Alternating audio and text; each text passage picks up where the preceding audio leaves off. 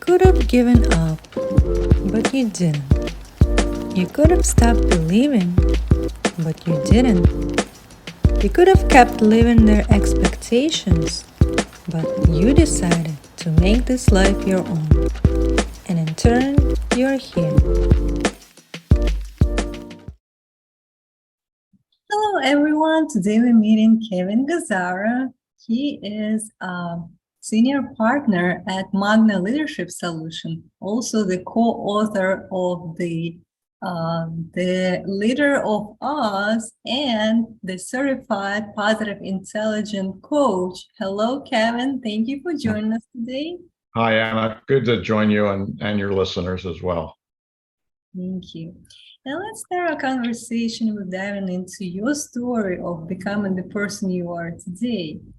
How did it start for you? What led you into discovering your own true passion in life? Well, I have to say it started, at a very, very early age where I should have recognized it much more than I did. And I wish I had stories of extreme difficulty and challenge and so forth. I don't have that for the listeners. But I do have an interesting story for people that have both a creative and a technical mind.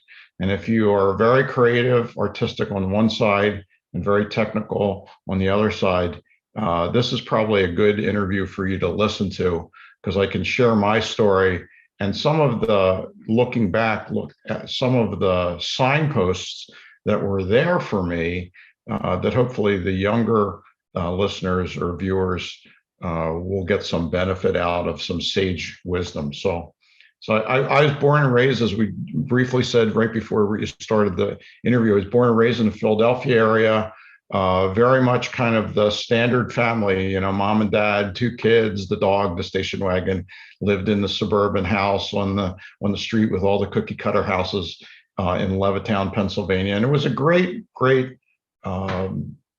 childhood. So I had a wonderful childhood, great parents, sister, everything was very family oriented. Both my mom and dad come from an Italian background, so family was really important.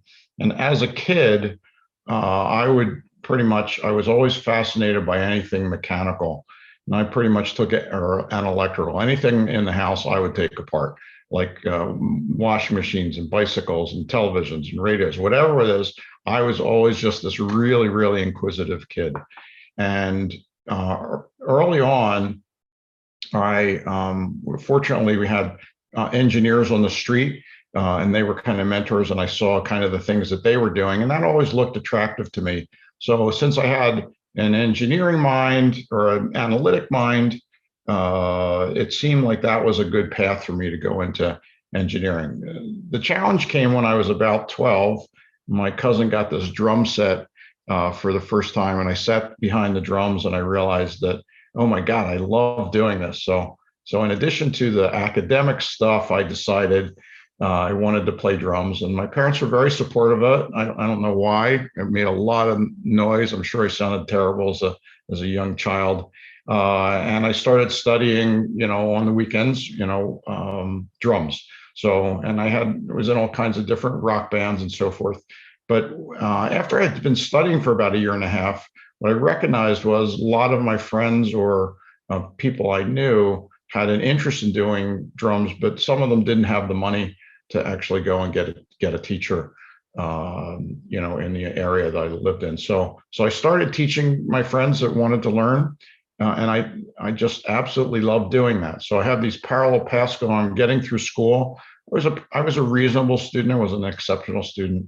And then, when I got to, I was studying professionally in Philadelphia. I'd take the train down every Saturday morning and study with the best drummer in the city.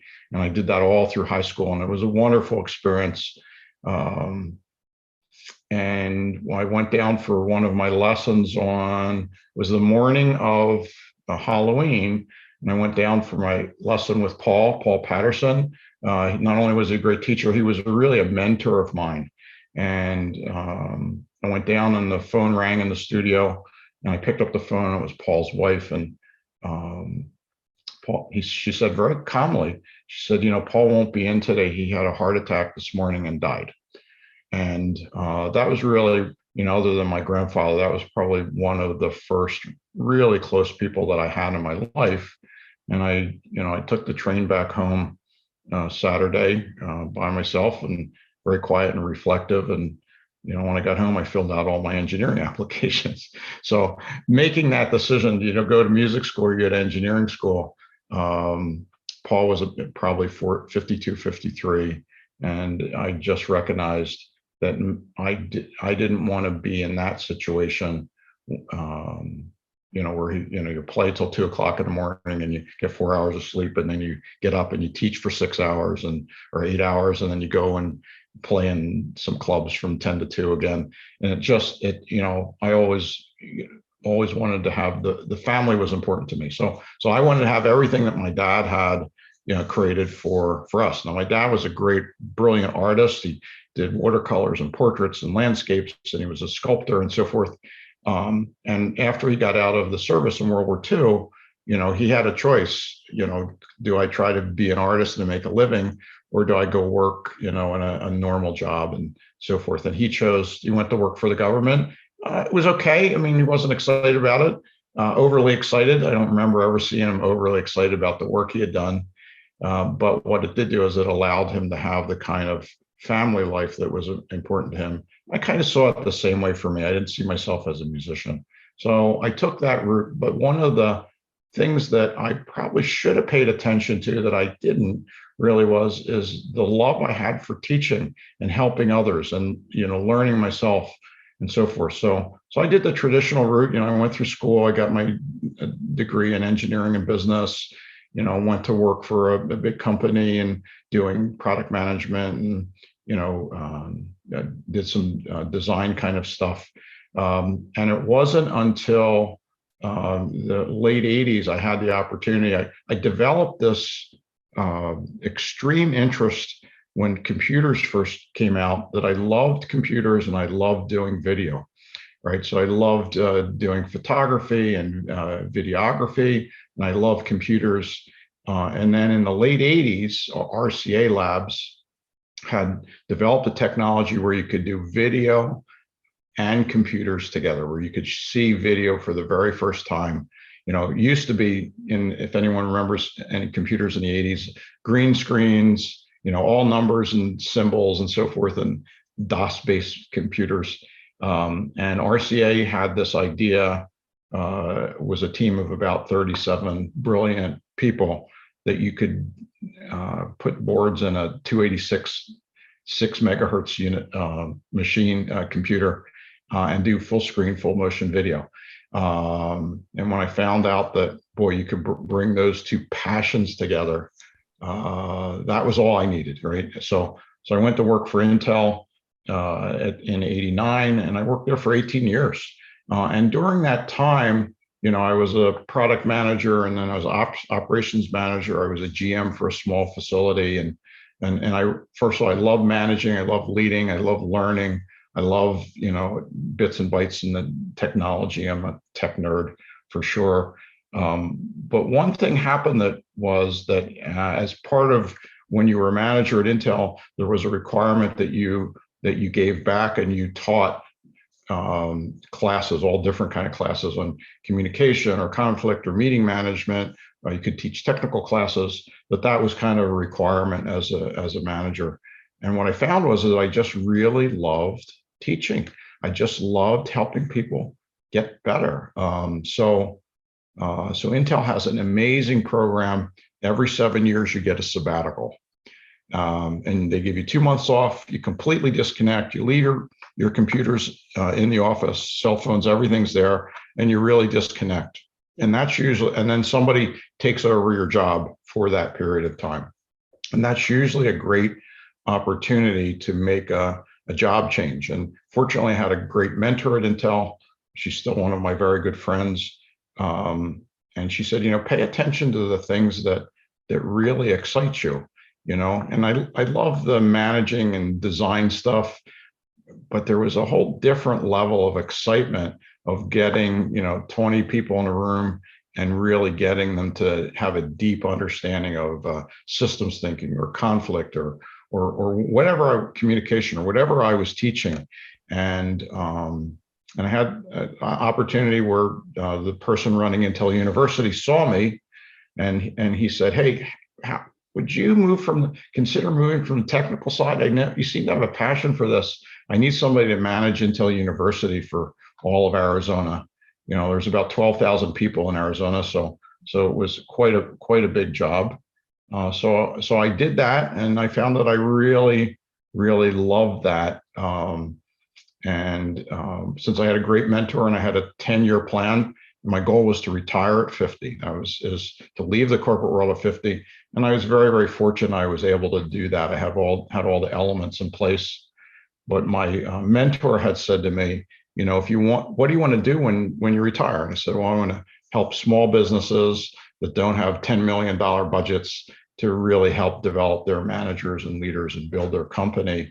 And I said, I really would like to be, a professor at a university to be able to do both the academic as well as the practical stuff.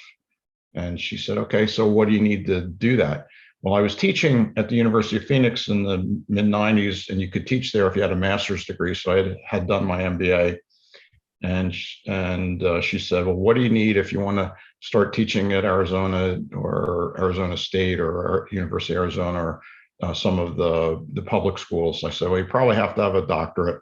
So she said, okay, so we're going to put that in the plan, and you're going to go back to school. So I went back to school until paid for it. I got my doctorate. I did all my research work on motivation and flow and engagement. I got my degree in organizational leadership because that was my passion. And then the last 6 years at Intel before I retired in 2007 was I spent, I was fortunate enough, I managed Intel's first line and midline manager programs and leadership programs. And we used to do, just to give the listeners a reference of scale, we did 2,500 managers and leaders in 10 different countries every year. So those were the programs I managed. And when I had retired from Intel in 2007 to start Magna Leadership Solutions, and I took two of my colleagues with me, we had just finished training our 40,000th manager. So I got really good at it, and I had a passion of that. And by that time, I was already kind of teaching in a couple of universities, and so I had the academic piece going and the practical piece going. And that's what I've done for the last 15 years. We've been incredibly successful. I get a chance to work with all different companies in all different places around the world, all different industries. We do cities and healthcare, and we work a lot with technology companies in Silicon Valley. So every day is a little bit different. I spent an entire day yesterday with a manufacturing company out of Minnesota that does packaging machines, and it was just absolutely delightful. So going back to my start was pay attention to those moments where you have this incredible rush of adrenaline that get you excited. And for me, if I really think back, it was when I was either teaching drums or teaching people how to pull engines out of cars. I was always I did a lot of work in high school and college, and rebuilding cars and engines. And anytime I could get my hands dirty, it was a great experience. So that's what I've been doing, and I do a lot of executive coaching. Get to do not only help big groups get better, help individuals get better in a one-on-one. So boy, that's probably a pretty long-winded way of saying what my journey was.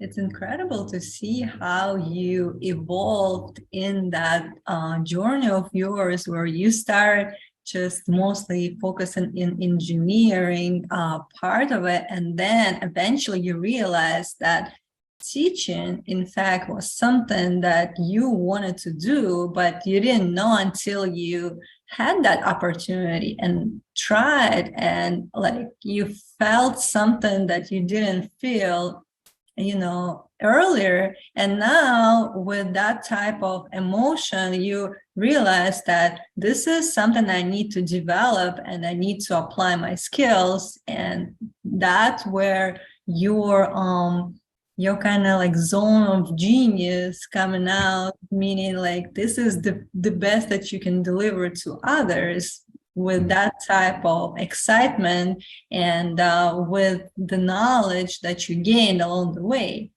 Also, you mentioned that you coach in executive, leadership, and also like small businesses, and you scale. You help them to scale in a game, right? And also that type of coaching. Why do you think it's important? Why do you think success of the company depend on the leadership, and what kind of qualities do leaders they should have in order for the company to grow and to scale even further?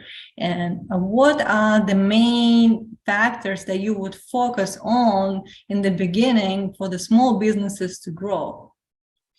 Yeah, so that's the thing that we focus on within our company in Magna Leadership Solutions is we have a 6-month program.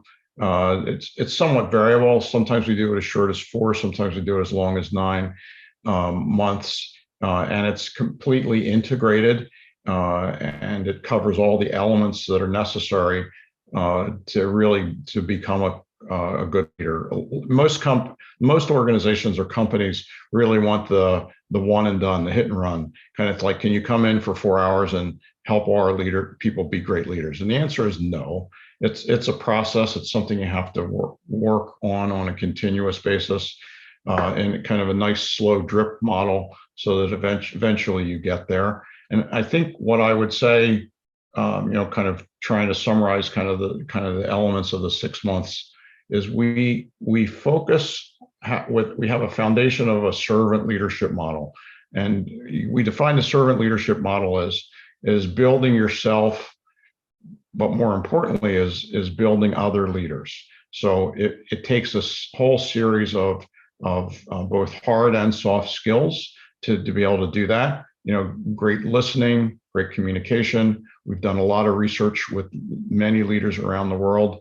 Did a research study about 10 or 12 years ago, looking at what elements were really critical for great leaders in 47 different countries. And the amazing thing comes out as the same element, and it's communication. If you can get better at communicating, so by listening, by being able to get your message clear, by being able to connect with the other person, so you're meeting the people where they are, you're talking at the level that they are. I mean, if you're talking to a shop worker, I used to be a maintenance foreman on a steel mill. If you're talking to the worker that's fixing the machines, it's completely different than if you're sitting on a research council talking to a bunch of nerd PhDs, right? And the key is the best leaders recognize where the other people are. They don't talk down to them. It's always at the same level, right? I always tell people you want to treat others as colleagues, not as subordinates, or there's really it should be a flat hierarchy. And if you can do that, you can really develop respect. And I would say to organizations, if you have organizations that are struggling with their leadership, and usually a good way to tell, and this is where we get pulled into help consulting, is the turnover rate of the undesired people, like their best people, starts to get really, really high, 10, 20, 30, 40. We've had some organizations that are in the 50, 60, 70% range, and if you see that lagging indicator that you're losing all your people, and you do a quick analysis, almost 100% of the time, it has to do with the leadership. I mean, you have to be paid, generally in the range of what the market is bearing. Most of the time, you're going to find that people leave because of the managers or the lack of leadership. So it's really balancing task and relationship, and the tendency in today's world, particularly as as staffs have been reduced and people are doing more with less people, the tendency is to really be more task focused than relationship focused. And it's a continuum. You have to bounce back and forth. And the best leaders know when to do that. The challenge that we find is too many leaders strictly go after the end results, and they burn the people out and they leave, and then they have to rehire and rehire and rehire and rehire. And that's very expensive. It really destroys the culture, and you can never get that continuous momentum you need. So you really truly have to pay attention to the people. Many companies will say, people are our most important asset. That's usually a load of crap, right? That they have that on the walls. If push comes to shove, typically they're going to get the product out the door at any cost.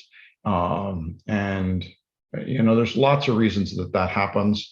They haven't properly staffed or resourced the projects. They've overcommitted.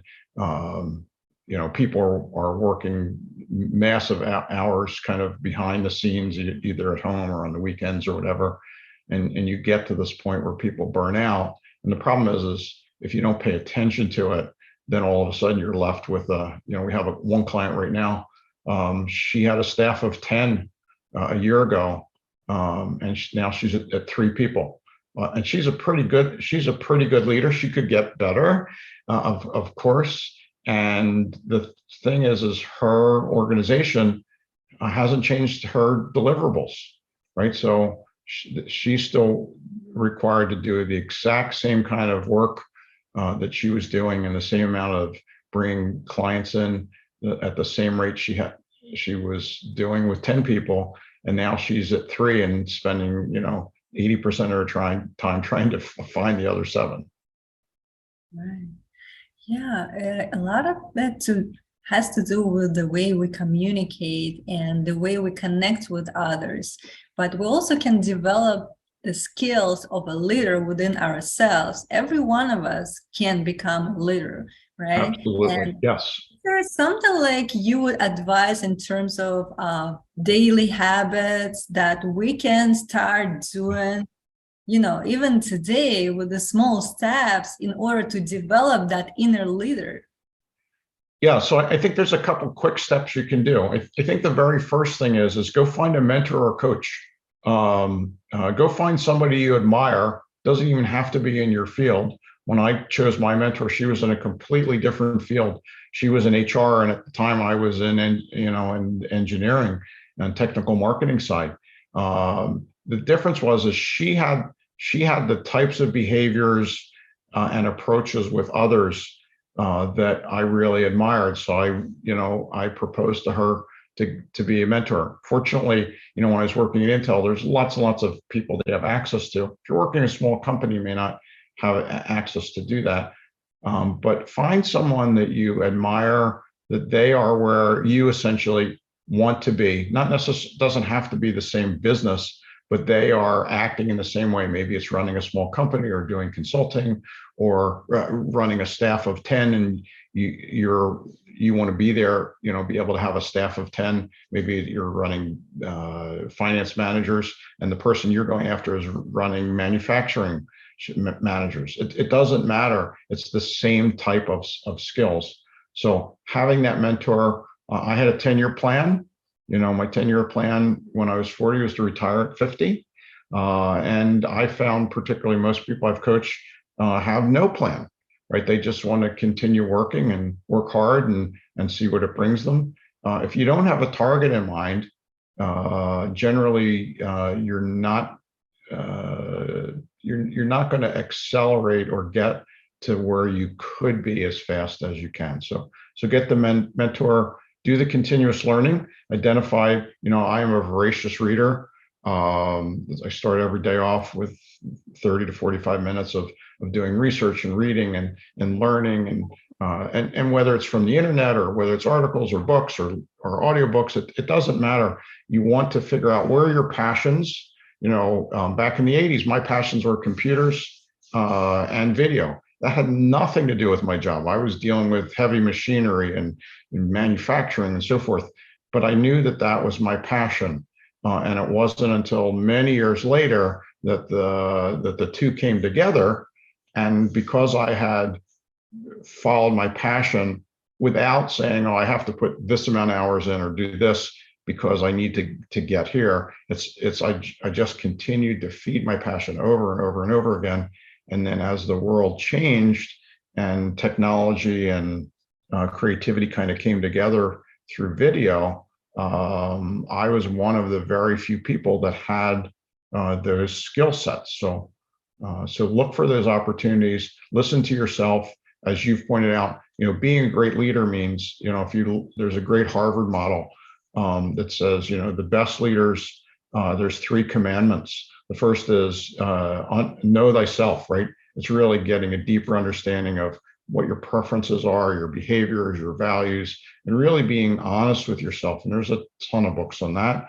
And then the second thing is there's what they call supplemental commandments, which the second one is now that you know thyself, it's understand others, right? So it's being able to make that interface with them. And the third commandment is initiate and sustain change, right? You can't be a leader just knowing yourself and understanding others. You have to take action. And the best tips I could give the listeners is take action means get at 80% there where it's good. Don't get it to 100% because ultimately it'll never come out, and an 80% great book that's published is a whole lot better than 100% perfect book that's not published.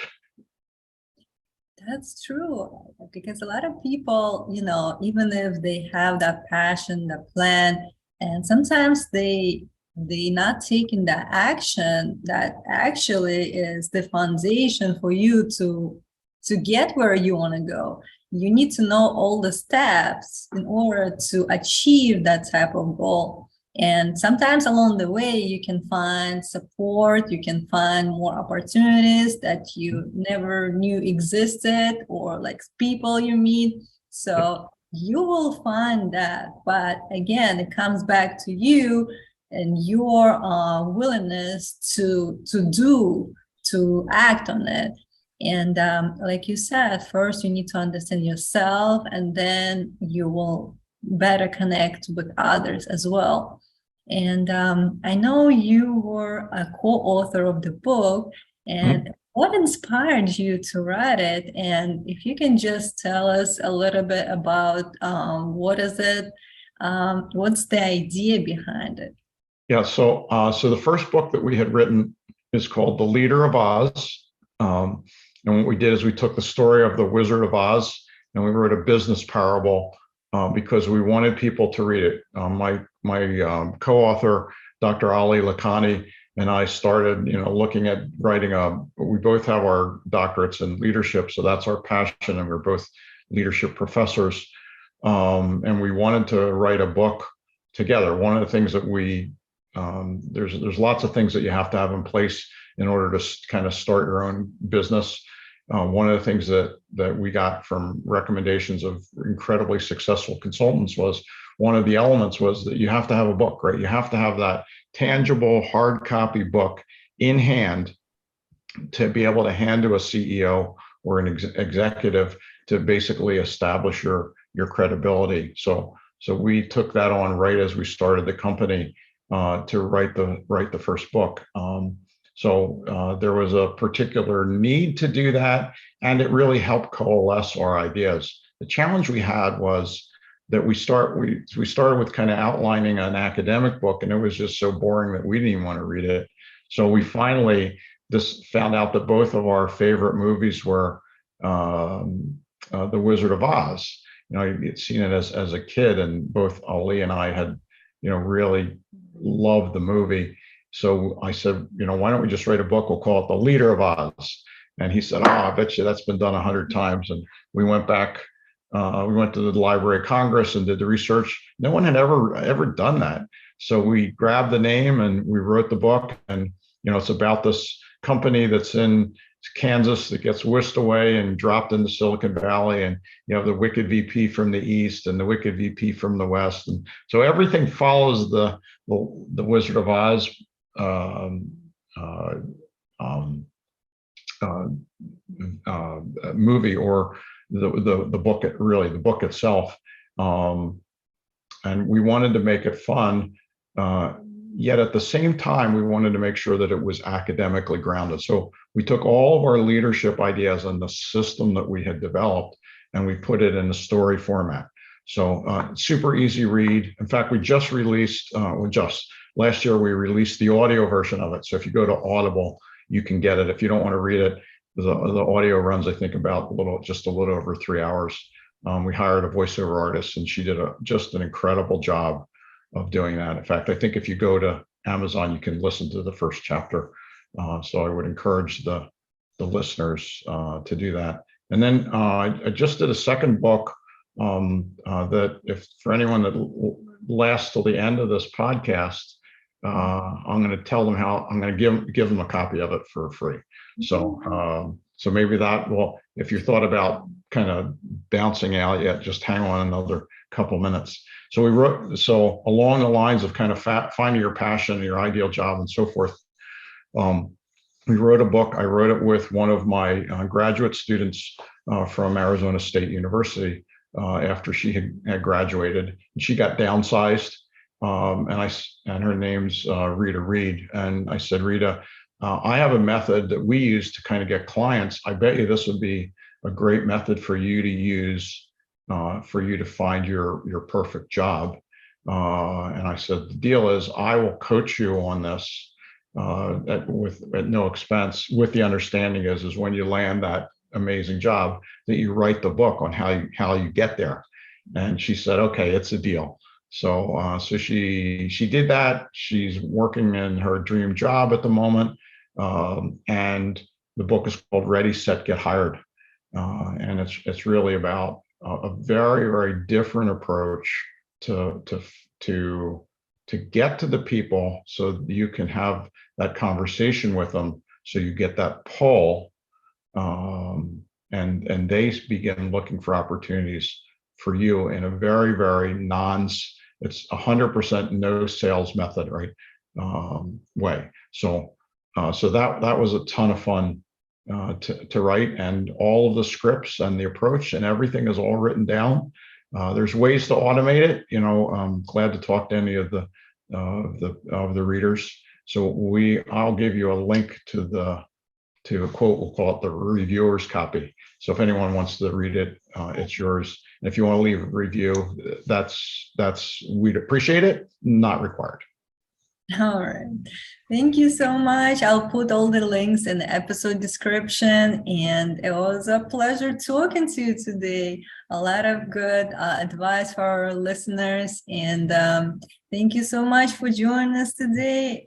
And I hope you have a good day. Thank you. All right. Thanks, Anna, for letting me share my journey. And I hope it makes the other people's journey that much easier. Yes. Thank you so much. Bye. I hope you enjoyed this episode, and if you did, hit the subscribe button and share it with others. Stay tuned.